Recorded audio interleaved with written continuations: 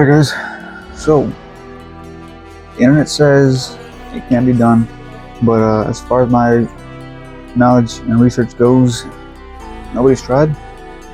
So a quick little backstory here to these headers. If you guys watched the last video, I give you a little peek at them. Told you guys I got some headers. I picked these up in Athens, Texas about 2 hours from where we stay. Me and a buddy went to go pick them up one Saturday morning. The guy who I bought them from was going to put them on his 12 gen 4.6, or he had a 4.6, yeah, 4.6. But he didn't get around to it. He had a kid, so he sold them. They're brand new, brand new, like nothing, no scratches, nothing, brand new headers. And so I pulled the trigger. I bought them. There's the driver's side. There's the passenger. He's a little more loopy. That's the quick little backstory to them. They're Flowtech headers by Holly. It's their Flowtech line. They are supposedly there for the 04 to 08 11 gens, 5.4s. Pretty thick flange, you can see here. About like a little more than a 1/4 inch. Not exactly sure. I have to measure. The D ports, as you can see here. If I can see that. D ports, like every 5.4, 4.6 3-valve. Shorties, they're not ceramic coated. They're not the I think it's 304 stainless. None of that. Obviously, you can see they're just powder coated black. Nothing fancy. Overall, I mean, the welds on them look pretty good. You can kind of see that. Oh, show this side first. You can't see it here, but welds are pretty good all around the ports. The outer part of the flange, they only welded what looks like to be like in the bottom, and then the top there. Collector welds look pretty good, nice and solid. Inside too, I took a look at them. They're nice. Can't see it obviously, but build quality looks pretty good on them. That's about it for that right there. Pretty nice headers. So if you don't know, the 4.6 and the 5.4 3-valves all share the same heads. Same with the Mustang. They're aluminum heads. They all share the same head. Just obviously 5.4 is a little bit bigger motor, a little taller, a little wider. So the ports are all the same. As far as my research goes, it's a question many people have had, and that's if anybody makes headers for a 4.6 12 gen 3-valve. Short answer is no. For some odd reason, I guess nobody decided to make headers. I'm making for the 5.4, however. I've spent countless days, hours, weeks, months. I mean, I've been researching this topic for a long time already. I've read as many forums as I could possibly find. I've watched as many videos as I could possibly find to get comparisons, this, that, the third. And I came to the conclusion that maybe, just maybe, 5.4 headers will fit a 4.6, hopefully. But by the time you guys watch this video, I mean, it'll only mean one thing. So I can't stress it enough. I spent, like, seriously hours, nights, and days Google searching, going through every possible forum I could find over the course of who knows how many months. The basic answer to every one of those was no. For a direct, specific make and model fit. I was this close to buying shorty headers for the 3-valve Mustang. And luckily, just before I pulled the trigger on that, I pulled the trigger on these. Gave me a little more confidence. But the main differences between pickup headers and the Mustang headers that I could notice was that I'll take this one for example. The collector on the Mustangs sits a little more inward, like around here. So I mean, regardless, I'm gonna get my whole exhaust redone. It just would have been extra work, extra money what I had to spend on the spot probably when we do install them to get everything, you know, a little extended. Luckily, I came across these. Got them for $400. Pretty fair price. The guy said he paid like $600, which is a lot for shorties, honestly. His loss, my gain, I guess. Hopefully. The main concern I have with this that's been kind of geeking me out, kind of makes me a little nervous, is clearance. So if you notice on the 4.6 pickups, the engine, 12 gens at least, that I've noticed, the engine sits a little more to the to the right, to the passenger side. It's not perfectly centered. Driver's side, however, hella clearance. I know for a fact they will clear easily. Passenger side is where it gives me a little more scary. Mainly just because on that side, the stock manifold are already sandwiched like right there with the frame. I've done plenty of eyeball measuring, and by the looks of it, it looks like they will clear. Like I said, according to my eyeball measuring, if everything goes to plan, it should fit in there pretty well. Worst case, we'll have to bang it in a little bit, no big deal. for hardware, for bolts, we don't want these things backing out on us. So I went ahead, did some more research, came across these stage 8 fasteners, locking fasteners here. It says here the world's best locking fastener. They've been around for a while.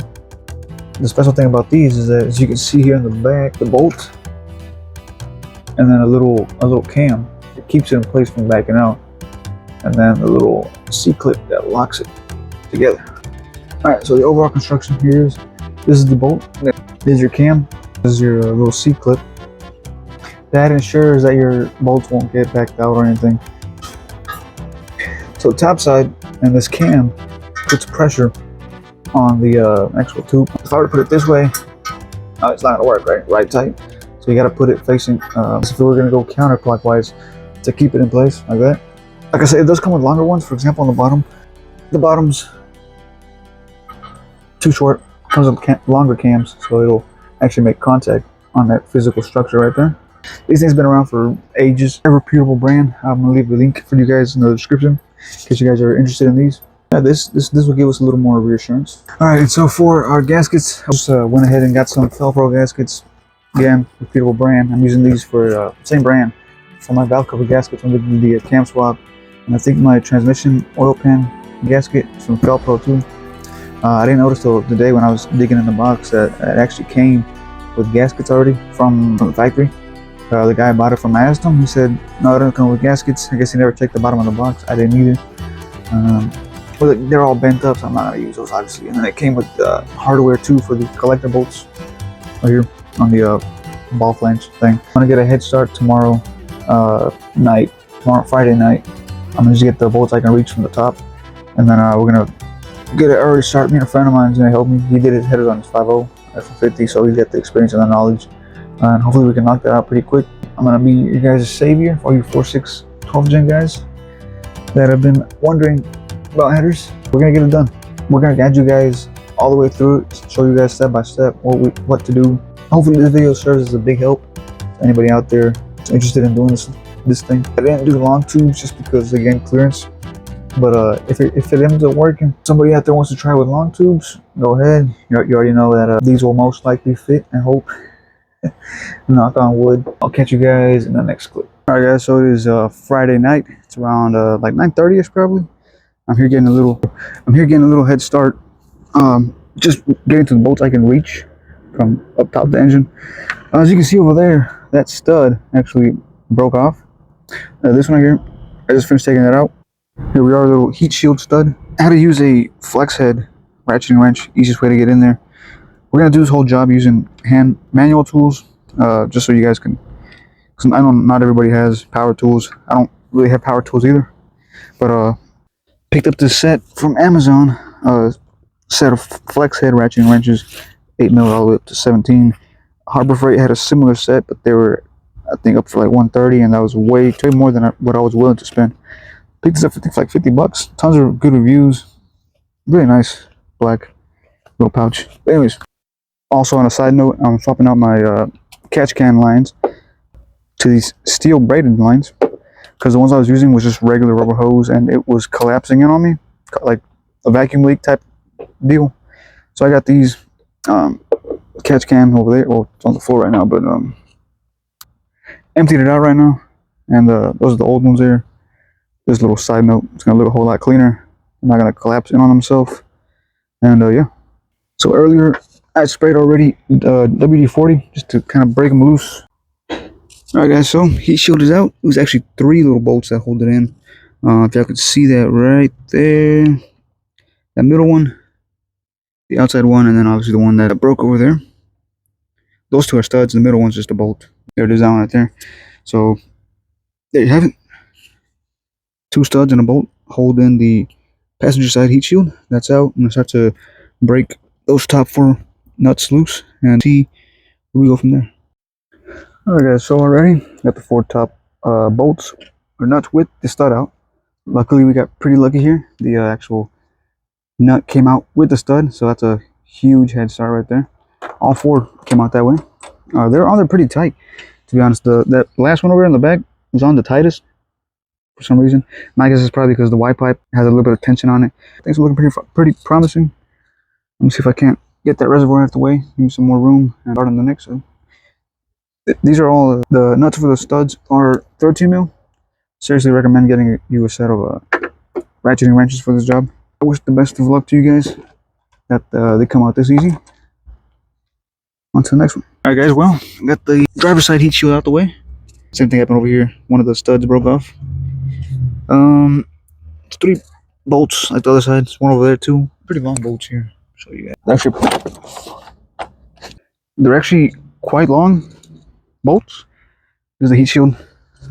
This one kind of faces more downward, like this. That one's obviously top side. Alright, but anyways, so I go in here to loosen up that first stud, and I make a very questionable discovery here. I was thinking this one's gonna be pretty tight, just like the other ones.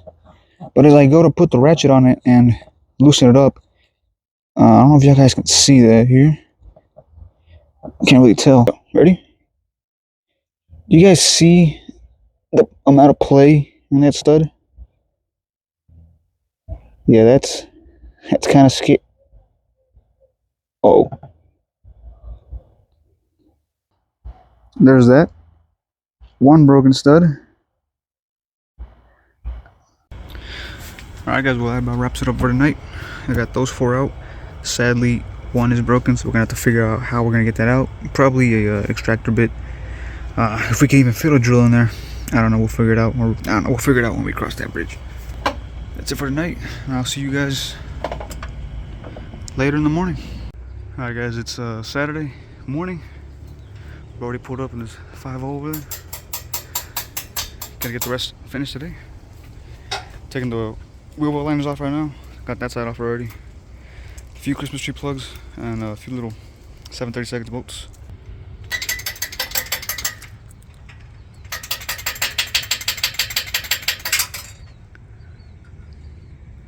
Got the wheels off, obviously.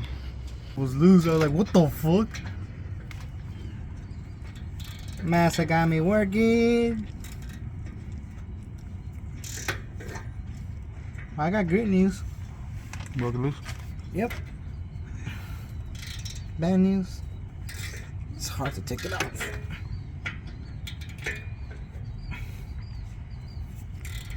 Unpaid labor. That's what friends are for. My hand is cramping up already. Hey, what the fuck? What is this for, bro? Cruise control? No, steering power steering fluid? Huh? The power steering fluid? Like the little reservoir? Yeah. Yeah, it should be the same. Unless it's a different design, I don't know. Maybe. I fucking love the FX2, bro. Yeah. Right, the FX2 are the only ones that have color match bumper and all that shit, right? The STX has them, and this one, and I think just those two. Yeah, just and the limiteds and platinums. Yeah. And the King Ranch.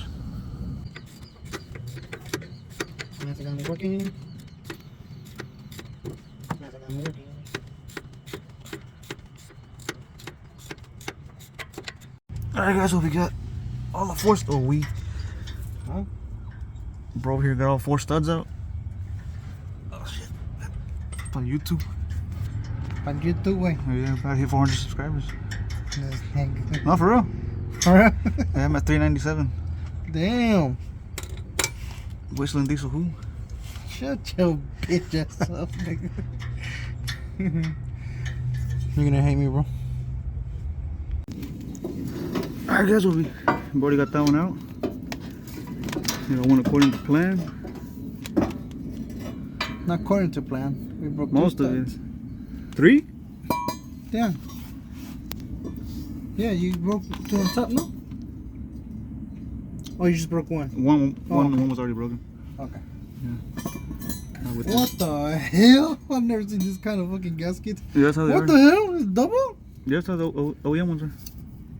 No, mine were like that, remember? Mine were different. Yeah, there's a one piece now. Yeah. Is it dirty on the surface? Yeah. I got a scraper we can clean it off. Let's mock up the other one, see if it fits. What, the header? Yeah. Pásame pues.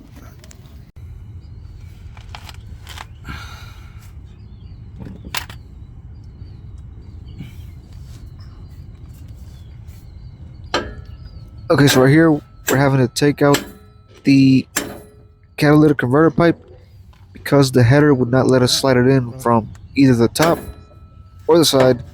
Dipstick 2 was in the way. A few little bangs with the sledgehammer. Luckily there's a little clamp right there, you can see it. Loosen it up, give it a few taps, it'll shimmy right out. Okay, so we got the dipstick out. Dipstick has to come out. Oh no, I'm on the video. Dipstick has to come out and the catalytic converter pipe. And I'm gonna get a little scraper and scrape all this gunk off of here for a nice even surface. And I might grab some sandpaper and clean it up a little more. Alright guys, so sadly those two first studs broke out. Like well, the bottom one broke off too. We tried to drill them out, wasn't really working. I tried welding a nut to them, didn't really work either. So if you do this, I wish you best of luck. Hope all your studs come out. Easiest way, or the ideal way, would be to take the whole head off, but obviously I'm not doing that right now. I've read in a few forums here people saying that they've had the same issue and they haven't had exhaust leaks, so I'm gonna try it out, see if it's seats will. Hopefully the locking bolts help it a lot. I believe they should, but homeboy got most he's got all of the studs out except for one on the other side, so that's that over there. Easiest way over there would be to remove the starter. We didn't do that. We believe we can get to it without doing that. We didn't raise the engine either, so it's another little minus step we gotta do.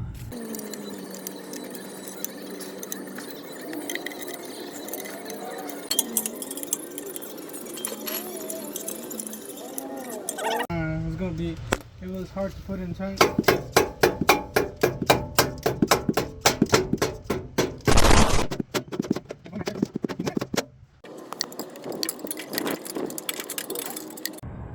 Okay guys, kind of a big jump there from the last clip, but it'll be 2 weeks tomorrow since they were installed. I didn't finish recording that side, sadly, just because by the end of that day and Sunday I was already super stressed out with the two broken studs on the driver's side and that one bolt we couldn't get to. I took it to an exhaust shop. I caught them beforehand. I took the day off on that Monday just because I was already so tired, and I mean obviously I wasn't going to drive the truck around like that, you know, with two broken studs. Because we turned it on and it had a horrible exhaust leak. So I called them up Monday morning. I asked them if they offered that service of stud removal. Broken stud removal. I said, yeah, bring it by. They got me taken care of. They fixed it for me. It took them, what was it, 2 days? They got the driver's side done in 1 day and they finished up on the next day. So I got it back Tuesday afternoon after work. No more leaks or anything like that. No more exhaust leaks. Got the bolts all in there. They got that one bolt that we couldn't get to. So what the guy told me is that there's a very specific way for these shorties specifically. There's a very specific way you got to maneuver the passenger side shorty header into into that area, or else you won't be able to get that one specific bolt in place and be able to tighten it. You know. So what I did Sunday was like, you know what? I'm gonna go ahead and lift up the engine. Took the starter out as much as I could until the intake manifold hit the top of the firewall by where the wiper cowl was at over here. We did that. It did give us a whole lot more clearance. Not enough. I don't know if it's just because they're shorties, they're a little more difficult to install. The guy told me that long tubes would have been easier, but since this whole thing's just kind of an experimental thing I'm doing here, see if, you know, 11 gen shorty headers will fit a 12 gen. The answer is yes, they do fit. It's a pain. So if anybody out there wants to try with long tubes, go ahead. You guys already got, you know, the basic answer. Yes, they will fit. I don't want to toot my own horn here, right? But I'm probably one of the only, if not the first person to try this to a 12 gen 463 valve. Slapping some shorty headers on there, it works. I'll show you guys here the engine bay. The reason why it's 2 weeks later, I've been driving it around, you know, make sure it's everything's where it's supposed to be, how it's supposed to be. It's been raining these past couple days, so I haven't been able to finish this video because of the weather. Fender liners are still on the engine because I want to, you know, give it a few miles and check up on them before I put them back in. Plus, I gotta redo my control arms, swap them out, so I'm not gonna even bother putting them back in yet. But there they are. One thing I will tell you guys is that this already feels a whole lot hotter in here, because obviously, you know, no heat shield, they're headers, so on and so forth. But they're right there, they're in there. As you can see, I guess they opted to not use the little lockers because it's a little easier. I don't know what that sound was. They already look a little more dusty than from brand new, obviously, because of the heat cycles and all that. The heat's doing their thing to them. They're gonna look a little more dusty, not straight black. Same thing on this side. I do need to fix this dipstick thing. So the original one is not gonna reach because the way the flange is, the flange goes over this thing. So you gotta, you know, do all that. So what I'm gonna do is I'm gonna get like a little spacer and a bolt, the perfect length to kind of mount this up in there better. It's in there sturdy enough, but I'm gonna modify this so I can have it in there a little more sturdy. But yeah, I mean, surprisingly, the one issue that concerned me the most was the clearance, and they actually cleared. It's crazy to me. I don't know why no one has ever done this before, but hey, we did it. We got the answer. Oh yeah, I also put these nice hoses back in here. Much better than the ones I had before. I gotta finish the video fast because you can see behind me it's getting pretty dark, pretty nasty looking. But anyways, a few things to clear up here, guys. Yes, they do fit. You will need some modifications. They're a pain in the ass. The modifications for the exhaust are going to be your catalytic converters. You're going to have to chop off the white pipe and get that re-welded. While you're at it, might as well just go with some high flow cats, or delete the cats if you want to. You know, our plans with this is high flow cats. You know, X pipe, equal length loop, make it sound like a 3-valve Mustang. But oh yeah, brother, she's catching up to us. Let me get out of here quick enough. Okay, this is what I'm talking about right here. As you can see, we had to chop the white pipe off because I guess just the way they sit in there, the catalytic converter on this side, at least the driver's side, it'll sit too low. It'll sit past the trans cross member, so you gotta regardless cut that off. The passenger side actually lines up pretty well, but either way you're gonna have to go ahead and just cut it off. But this is temporary right here, obviously, but they fixed it up for me too. They re-welded that, both sides. Just this side was the side that sat a little lower, that's why they put new pipe here at the end of the kit and a little elbow and whatnot. But yeah, just heads up, you will have to modify your exhaust. Like I said, go ahead and just redo your whole exhaust, trust me. Sorry if the wind's picking up here, but sound changes, it does sound a little different. One thing I noticed right off the bat was that before, from 0 to 40 miles per hour, it would clap really nasty, ugly, you know, like that, because of the white pipe. But after putting these on, I noticed that it doesn't clap anymore. From 0 to 40, it has a much smoother tone. It sounds a little bit deeper. Again, those football-sized catalytic converters are very restrictive on this right now. That won't last very long here. In a few months, we'll redo that. Again, guys, sorry I didn't get that last part of the install in the video. I was just super stressed out. I don't think I've ever felt stressed as much as I did that whole weekend. Monday and Tuesday, I was just nervous waiting to see what the news was on this thing. But once again, the answer is yes. 11 gen headers do fit on these 3 valves. These are 5.4 headers, remember that. They do fit the 4.6 valve. We did it. Shout out to my bros, Jonathan and Jose. They pulled up on me. They gave their helping hand, and we got it done. We got it done. We got it done, surprisingly. That being said, I know this video is kind of long. I hope it was very, very informative to you guys. For anybody out there wanting to do this to their 12 gen, I hope I could give you guys enough insight to this whole thing as much as possible. Like I said, if anyone wants to try with long tubes, go ahead. That eventually I'll probably end up doing long tubes sometime in the far future. But for now, yeah. We went through the struggle, so you guys wouldn't have to bust your head figuring things out, Googling and researching and whatnot. But that being said, guys, I'm gonna give you guys a few little clips here. Hopefully the wind lets me get enough good audio here. I'm gonna give you guys a few little clips so you guys can hear it, see what it sounds like, and here we go.